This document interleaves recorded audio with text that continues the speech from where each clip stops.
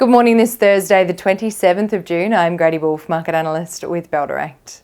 Wall Street extended gains across the major averages into Wednesday's session as investors assess their holdings in the final trading sessions of a very strong first half, driven by AI and semiconductor stocks.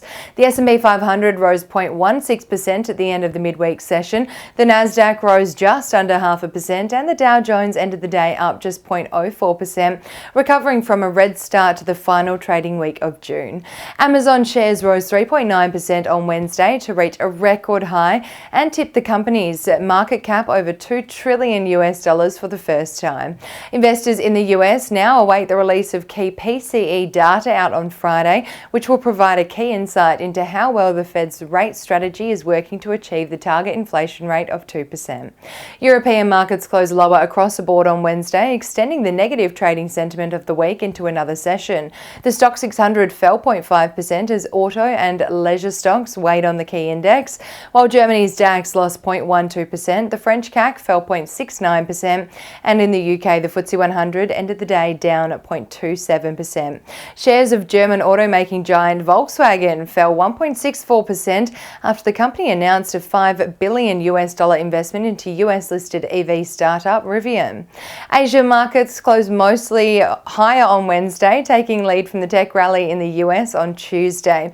Japan's Nikkei gained 1.26% to close at a two-month high. South Korea's Kospi index rose 0.64%, and China's CSI index recovered some of this week's losses to end the day up 0.65%.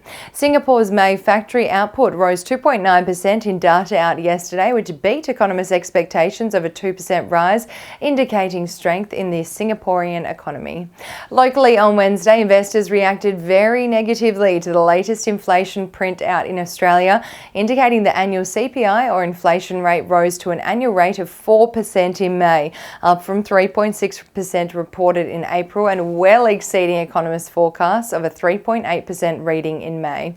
Investors naturally hit the sell button on equities across the board in afternoon trade on Wednesday, leading to a close of 0.71% in the red for the ASX 200 amid fears of the RBA potentially handing down another rate hike in the months to come as inflation and key drivers remain sticky and stubborn.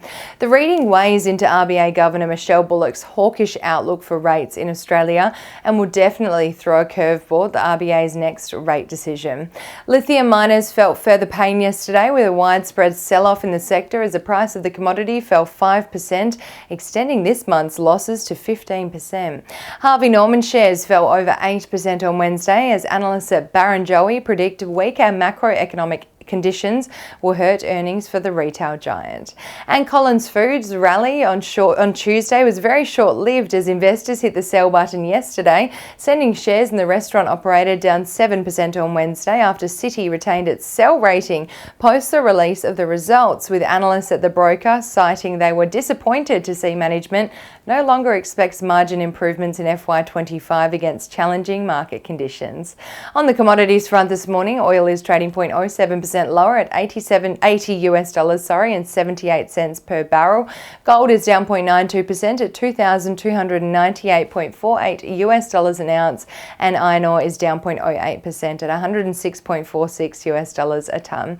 The Aussie dollar has slightly weakened overnight against the greenback to buy 66 US cents, but is showing strength against other currencies, with one Aussie dollar buying 106.85 Japanese yen, 52.61 British pence, and one New Zealand dollar and 9 cents.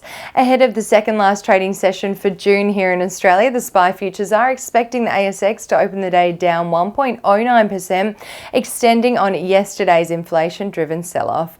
And now let's dive into some trading ideas for your consideration today. Bell Potter has increased the rating on Paladin Energy from a hold to a buy and have increased a 12-month price target on the uranium miner from $15.70 to $16.10 after the company announced it will acquire Fission Uranium in a scrip deal for a valuation of $1.14 billion. To compensate for the around 30% dilution in Paladin shares, investors will gain exposure to one of the preeminent uranium assets in the Athabasca Basin for what Bell Potter's analyst sees as an attractive price.